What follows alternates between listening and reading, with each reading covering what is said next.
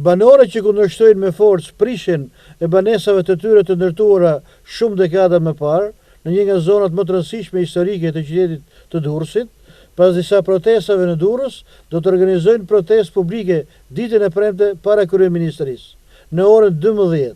Në njoftimin e tyre, bëjnë me dije se qytetarët durrësak të prekur nga projekti TIT e thërrasin këtë protestë për ndalimin e shpronësimeve të padrejta dhe për transparencë në projektet publike e kulturore. Në Durrës janë organizuar disa protesta dhe ka filluar mbledhja e firmave në një peticion. Vendimi i marrë në fund të muajit gusht nga qeveria Rama për shpronësimin e 74 familje që preken nga projekti TIT, që do të zbatohet në atë që qeveria e ka cilësuar parko ekologjik i qytetit, ka shqetësuar banorët, të cilët deklarojnë se nuk kishin dieni se pronët e tyre do të përfshiheshin në projekt. Mosprishja e banesave dhe bizneset e tyre, po dhe shpronësimi me vlerën e tregut janë kërkesat kryesore të familjeve të këtij qyteti. Qeveria Rama ka miratuar vlerën e shpronësimit 315.5 milion lekë, që do të përballohet nga buxheti i shtetit për dëm shpërblimin e 74 familjeve që banojnë dhe ushtrojnë aktivitetin përgjatë bulevardit Epidam të qytetit.